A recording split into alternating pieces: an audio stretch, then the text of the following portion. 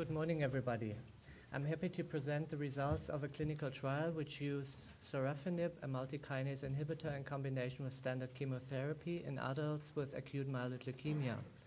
I present these results on behalf of the investigators of the Study Alliance Leukemia Study Group and the senior investigator, Professor Gerhard Ehninger, who is in the room today too. So Sorafenib is a multi-kinase inhibitor that blocks various pathways in the cells potentially involved in the development and progression of acute myeloid leukemia, and could therefore be an efficacious drug to treat patients with acute myeloid leukemia.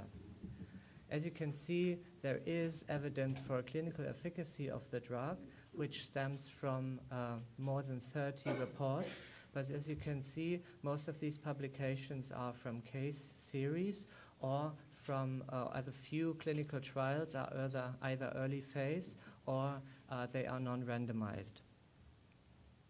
There is one exception. Our study group did a randomized trial in elderly patients with Sorafenib, and the outcome of this trial was that the addition of Sorafenib to standard chemotherapy had no beneficial anti-leukemic effect, but what was associated with a significant morbidity.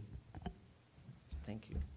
Since the biology of AML in younger patients is supposed to be different and the tolerability of an additional drug should be better in younger patients, we decided to set up a very similar trial. That's the design of the trial. Let me guide you through it. After AML initial diagnosis, patients were randomized to receive 2 cycles of induction chemotherapy with an anthracycline and cytarabine, plus either Sorafenib or placebo. Once in a complete remission, intermediate risk patients with a family donor and high risk patients with a matched donor were transplanted, whereas all other patients proceeded to high dose cytarabine-based consolidation treatment plus Sorafenib or placebo, followed by 1 year of maintenance treatment. These are the main inclusion and exclusion criteria, and I'm just going to focus on newly diagnosed AML and patients aged 18 to 60 years. All the other inclusion and exclusion criteria are common within clinical trials and with AML.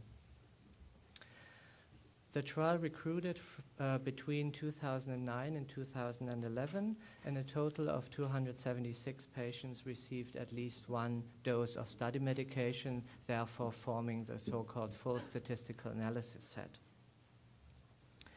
That's the result of the primary endpoint of the trial, event-free survival.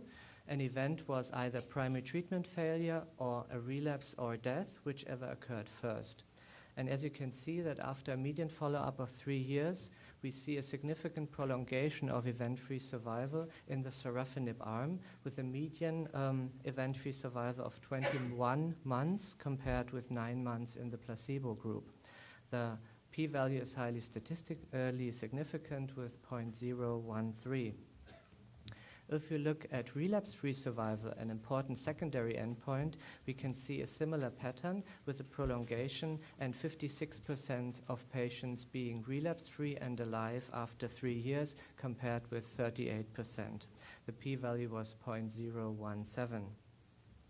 Interestingly, at this point of time, we can see no clear overall survival benefit for the patients treated in the Sorafenib arm. To sum up the results, we could show that Sorafenib plus chemotherapy is a feasible treatment for younger patients. It produces a significant and relevant prolongation of event-free survival and overall survival, but had no overall survival benefit at this point of time. I haven't shown you the toxicity data, but I can summarize that Sorafenib increases the risk for fever, diarrhea, bleeding events, liver toxicity, hand-foot syndrome, and rash in these patients. And the reasons for a potential or an efficacy of Sorafenib in this mainly FLT3 ITD negative patient population must remain speculative. We can speculate that the inhibition of other kinases apart from FLT3 might be responsible for the efficacy of this drug in this patient population. Last but not least, our conclusions.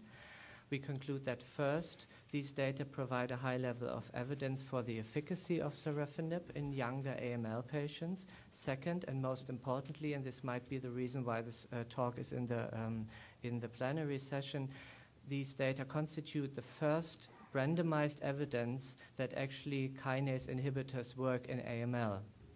And last but not least, what we judge is that according to evidence-based medicine principles, a confirmatory trial would be desirable in order to establish sorafenib in AML treatment. Thank you very much.